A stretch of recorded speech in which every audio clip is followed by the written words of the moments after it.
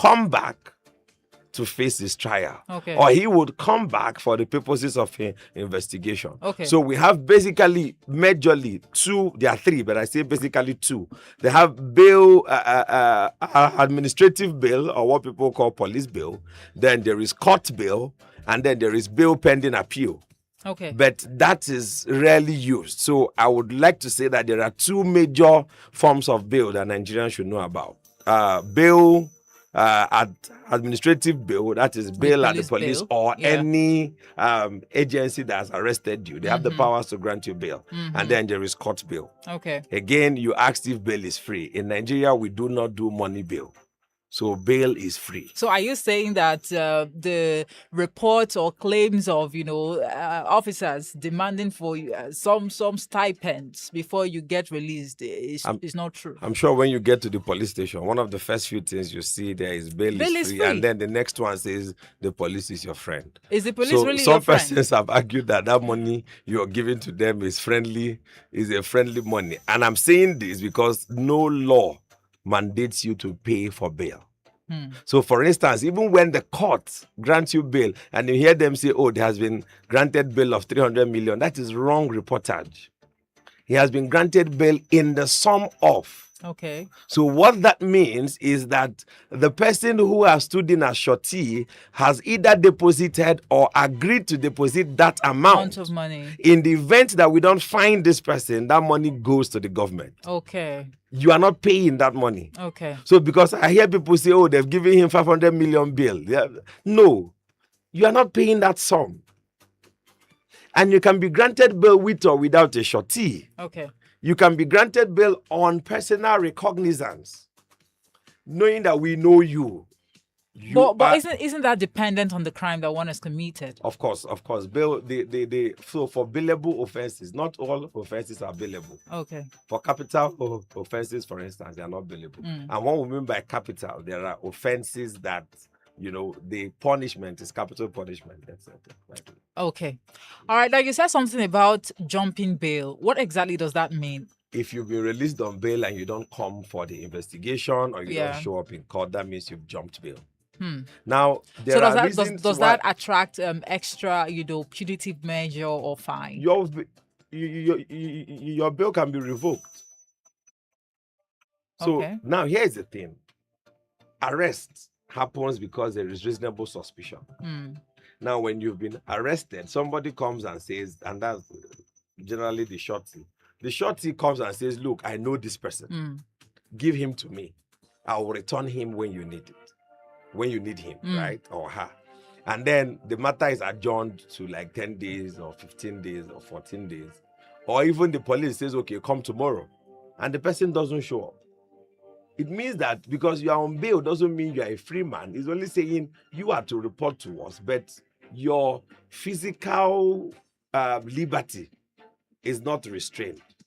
So if you now if you now jump bail, if you now not come when you're supposed to come, the court can then order, or the agency that had granted the bail can then revoke the bail. And when that bail is now revoked, it means you are going back into custody.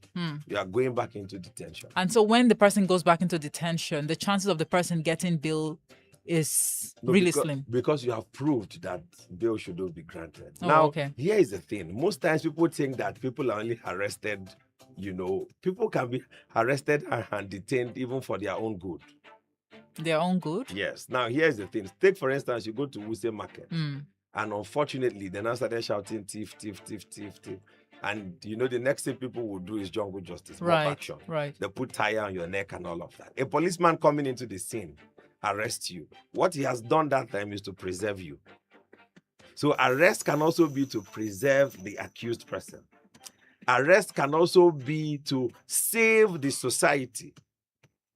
Arrest can also be to save the victim.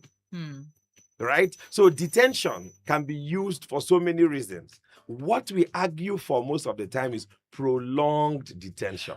Have you ever heard where people got arrested for their own good in Nigeria? Most people have been saved from mob action by police arresting them. Because mob action, there is no trial. There is nobody knows whether you've done it or you've not done it. And in law, we often say that it is better to let 1,000 guilty people free than to hang an innocent man. In the interest of justice, it is safer to allow 1,000 criminals to go free than to hang an innocent man. If you flash your man back to where you were in primary school or secondary, depending on the type of school you went to, and for some of us who are on the big size, anytime the air is messed up, anytime there is tear gas or something, you understand, everybody looks in your direction, even when you are not the one who has done that. That is exactly how it feels to be accused for what you've not done. So that is why the law says until you are found guilty. You are innocent. Okay. Now, you said something earlier from the chapter 35 of the Constitution as to what the law says. The last, part you read about someone should not be held in custody longer than the duration that is prescribed, for a crime. Could you please itemize the crimes and then the duration that one is supposed to stay in custody? There are a lot of crimes and no one can sit down. The basic ones that people commit on a daily basis. No one can sit down and tell you this is the duration. But here's the thing. There is something called misdemeanors. There is something called felony. Then there is something called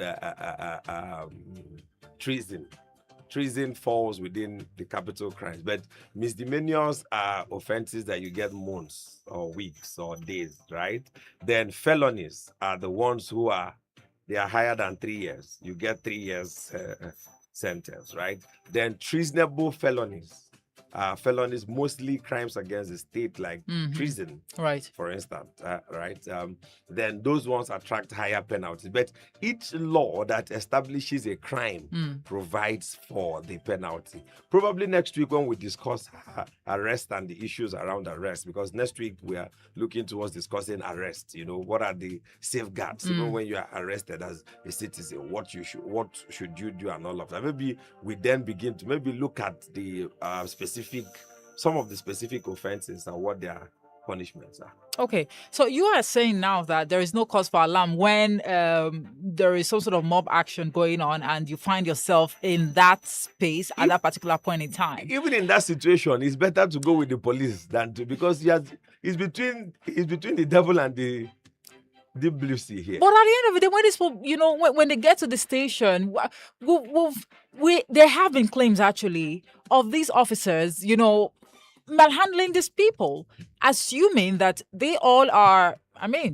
So between an officer manhandling, I'm not supporting that they should do that. But between an officer manhandling the person and the people outrightly burning that person, because once they put tire and pour fuel on you, any matchstick gets you burnt up. The interest is preserve this person's life until the trial is concluded. Okay. Until the person has been found guilty or not guilty. And let me also tell you, the police should not keep you beyond 24 hours. No arresting agency should keep you beyond 24 hours or 48 hours where there is no court within that radius. So at what point then happens? But the challenge now is that you see the police or this agency saying, okay, we grant you bail, but they give you conditions which are very difficult to meet. How do you tell a barrow pusher to get a civil servant of level 15 who has a house in Maitama?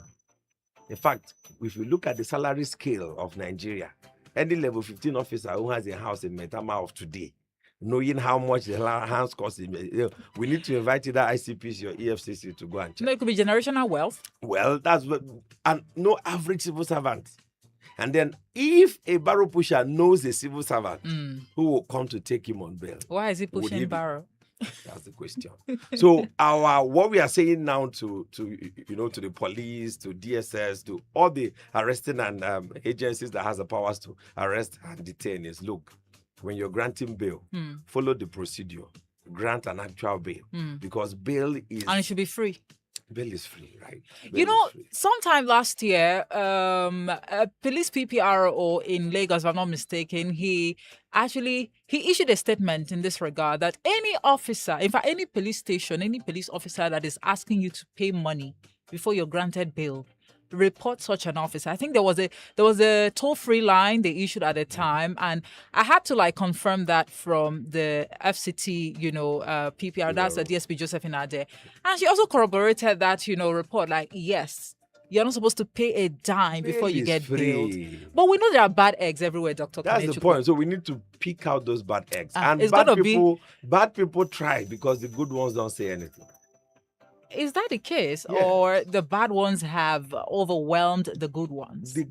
We don't need to give up on trying to get this change, right? You don't need to give up. If you go to a station and you're asked to pay and you refuse to pay, what happens? They will threaten you with detaining you there for long, right? Threat. Speak to a lawyer. And good thing is that, for instance, in FCT, there are some lawyers who are into the duty solicitor scheme. Okay. That we're talking about. So the duty solicitor scheme is a scheme that provides lawyers in every police station. Oh, okay. So there are lawyers in every police station. But is it pro bono? More so, yes. They're already being paid for by some agencies and all of that. More so, some branches of the MBA also now have duty solicitors who are there. Again, the Nigerian police force is gradually training officers who are more trained, who are more enlightened, who are more educated. Most of them now have attended POLAC, Police Academy, and they are graduates. They are not like your everyday police officer. So when you go to the police station, right, first things, and again, it's part of what we'll discuss next week. When you get to the station, don't go shouting at the police. Don't even try to discuss with the first person you see there. The first officer if or you are anybody. told that your friend or your family member has been arrested, when you get there, just tell them you want to see the DPO. Okay. If the DPO is not there, see the DCO. Okay. But at all times, try to see the most senior officer. Those ones are better. They understand these things easier. They know the provisions of the law. I'm not justifying the reasons, and I say this very clearly. The government needs to train the police officers, and I don't mean the trainings that will gather them into one conference center and say we are doing training. We need to go and meet them at the checkpoints. We need to meet them at the points where they are to do these trainings. Dr. Kenechukwu, I must ask you this question. At what point should one write a statement? Because it's more like the moment you get to the station, you are getting directives from an officer. Write a statement. What happened? And then there have been claims also that they cajole people into writing things they didn't even witness. That was probably how true is that? Before the coming of the ACJA. What is the ACJA? is the Administration of Criminal Justice Act. Okay. It was passed into law and signed into law in 2015. The ACJA has brought a lot of reforms, right? And these issues are, but again, laws does not just change culture overnight. Laws don't change practice overnight, but at least it steps in there. Now, the ACJA provides that you should not be interrogated without the presence of your lawyer, of any civil society organization, of a law clinician, or anybody of your choice. So there must be someone else there. The ACJA makes a provision for recorded interrogations. Okay. Video recorded interrogations. Not written. But even if it's written, you want to see a video. Okay. So, but the problem is, do we have the facility? Has the government provided for us to implement this law? We have very beautiful laws. Maybe that is an unrealistic approach. It's not, because that is what is the global best practice. Okay. You should not be alone with somebody in a room interrogating somebody. You already have powers more than the person. The person is already scared of the weapons you have. The person is already scared of your office. So if you are interrogating the person alone in the room, how then can we justify what that person says? And even for the police, it is more difficult to secure a conviction when you are prosecuting a crime that there's no recorded evidence or nobody was present. Because it's just for the person to come to court and say, I made this statement under duress. This is not my statement. And the court will proceed to what is called trial within trial. Trial within trial is that they will suspend the main case that is going on and investigate if that statement was made with duress, under duress, or the person was forced to make that statement. Okay. I know you said something earlier about having, at least one lawyer stationed in a police station, but across the country, how many police stations do we have these lawyers? No, we don't have stationed? them so much. And I must say of the fact that even in the FCT, it is not in all the police stations. Okay, so there when are you projects that some NGOs got that really got them to put some lawyers. Then the branches of the MBA have also put what we call lawyers on call. So you just pick a call, call the branch of the MBA, and a lawyer is sent, right? Some DPOs on their own have actually requested some lawyers to come in to stay with them, periodically. So youth, for NYSC, they call legal aid scheme. The coppers who their CDS is legal aid. They do those things. They are there, but it's not in all the stations. And here's the thing: we have about 200,000 lawyers in Nigeria. Divide 200,000 by 250 million people. Over 250 million. And most of these lawyers don't want to practice in their village. I'm not in my village. I'm in Abuja. But there is. Why are you not even in your village, Dr. Kenechukwu? In every. I should ask you this. Charity should begin from what? You want to ask me the same question, but I'm not a lawyer. Why are you not in your village doing your practice in your village? We all move to greener areas. Like, that's the principle of human adaptability. Right. There is a propensity to move to areas of. But the point is that when you leave the village, don't let the village leave you. And that's the point. What are you doing to remember that people back home are doing those things? So, but here is the deal, and here is I've said this almost everywhere, and anyone who cares to listen. There's a lot Nigerian can do with our law students, not just waiting for till they become lawyers. Okay. Thank you very much, Dr. Kenechukwu. But then what is the fate of the person that gets arrested in that remote village where there is no lawyer stationed? The police needs to take responsibility. Now, people have phones. There is social media. You could call someone. Now, when you get arrested, they're supposed to tell you what your offense is, what you've done. And then there is this thing, you hear people say, you have the right to remain silent. For whatever you do or say will be used against you. It's the person's right. Don't force the person into staying silent. But also, before you make any statement to any police officer, ensure that your lawyer is present. Maybe by the time we discuss arrest, we'll then list, itemize the things every Nigerian citizen should know in case they are arrested. Okay. Because I was actually about to ask you what happens in a situation where your phones, they get seized or withdrawn by the officers. So the ACJA makes a provision that allows magistrates. That ACJA is from 2015, you said? Yes, now. And from 2015, we've seen some changes, though. Minor changes? There are some major changes even. It's not all hope is not lost. Okay. Now, the ACJA gives a magistrate the powers to get into a police station, check their cells, find out who is there, how long they've been there, what is keeping them there, and in some instances, release them from the police station. So almost every DPO knows about this provision of the law.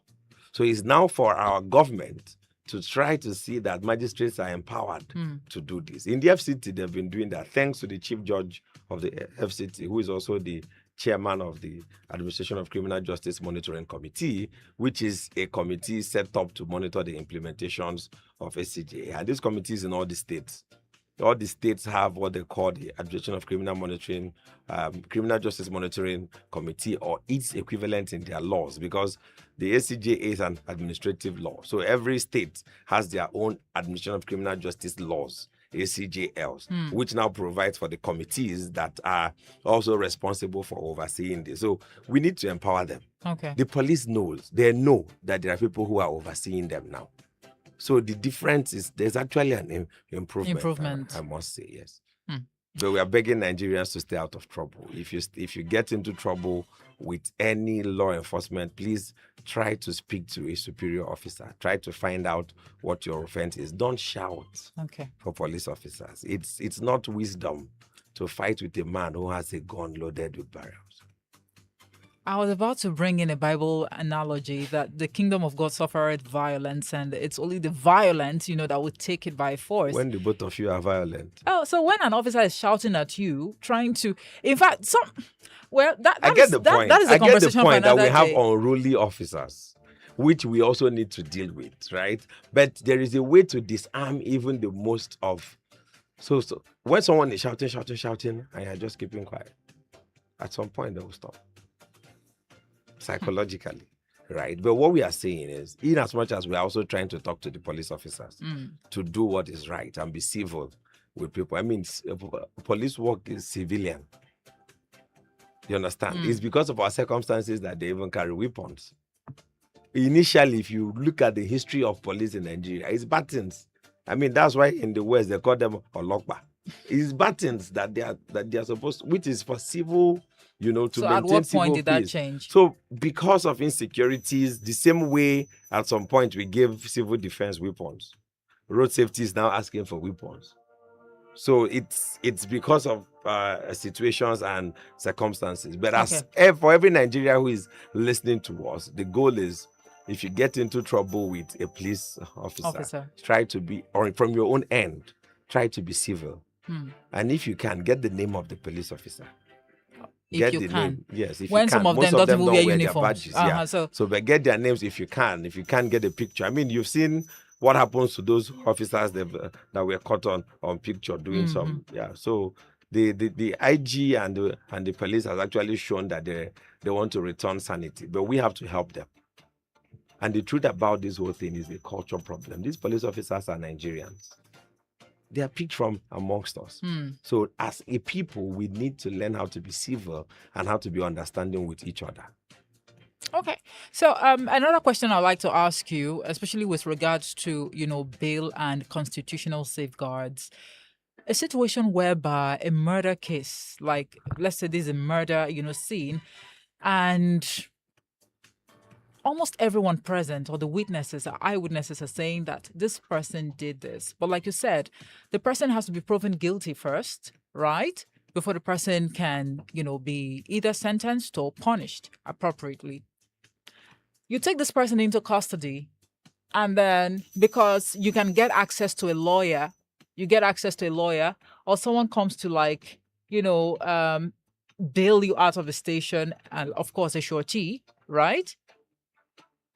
And then you see the person the next day on the street. Murder is a capital offense. Okay, let's not say murder.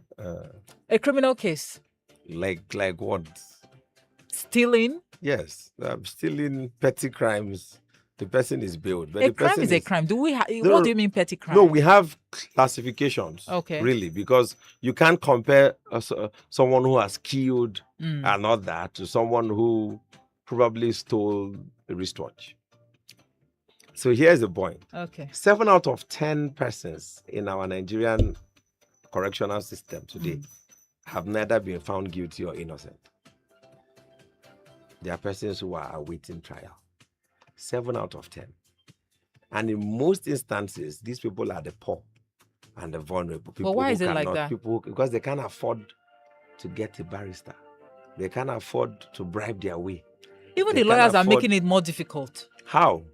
How do you think the lawyers are making it more difficult? You guys, you charge a lot too. I don't think so. What? I don't even think lawyers are well paid in this country. I just think that as a nation, right, we have a challenge.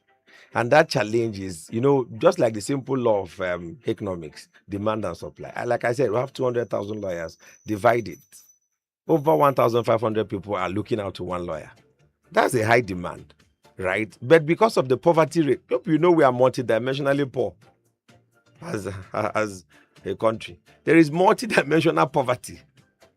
How many Nigerians can even afford to buy akara or kulikuli? Or corn? How many?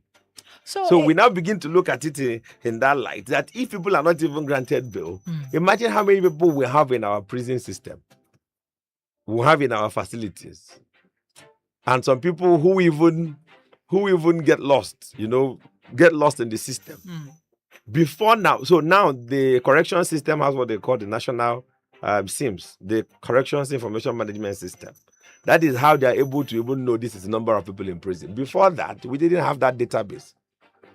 And these things happened in 2015, 2016.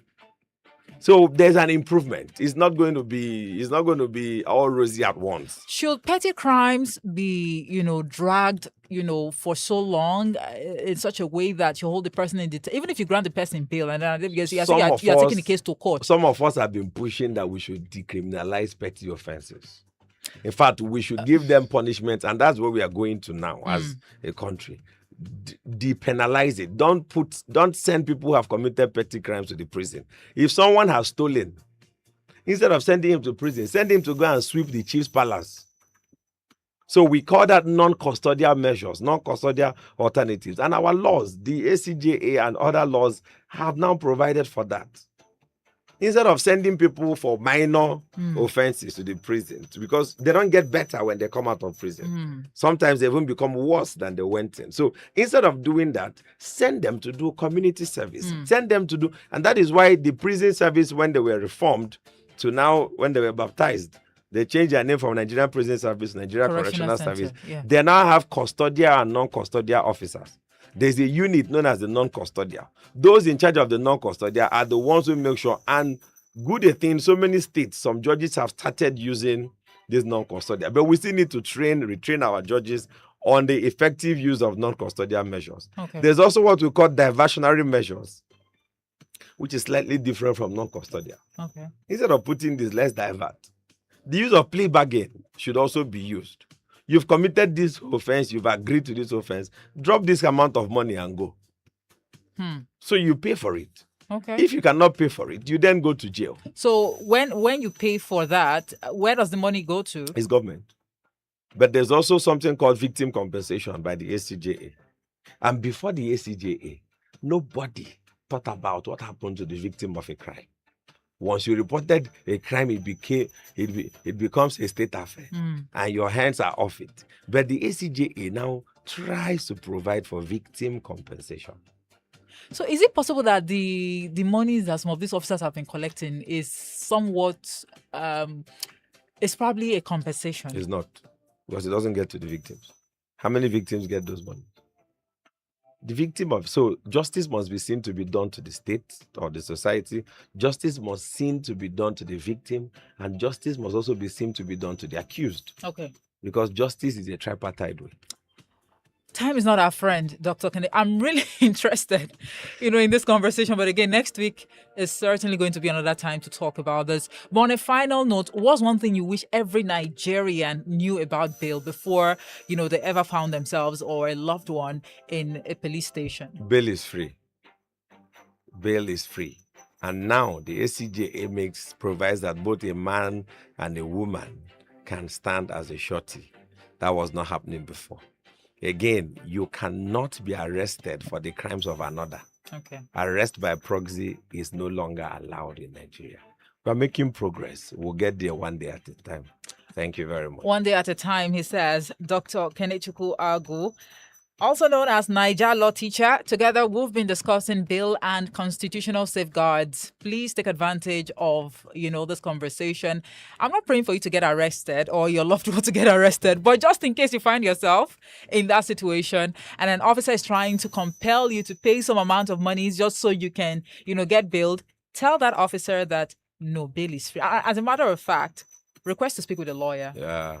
But if you're lucky enough that the station you were taken to, they have a lawyer stationed there, ask, the DC. And when you get to the station as a relative of someone that's been arrested, don't go there to speak with any officer you see. Ask to speak with the DCO or the DPO or any other senior officer who is there. And also, I think it's a good place for us to note that it's not compulsory that is a lawyer that will go with you for your interrogation. Okay. The law actually says, or anybody of your choice. All right. Thank you very much. Well, it's a wrap on Your Clean Slate show. Thank you all so much for keeping us company on Your Clean Slate show today. I want to believe that it's been an amazing time for you. I will be back tomorrow, bright and early, 10 a.m. The Lunch Boys is coming up with Ife and Paul. Good afternoon and keep listening to Clean Beats 91.5 FM Abuja.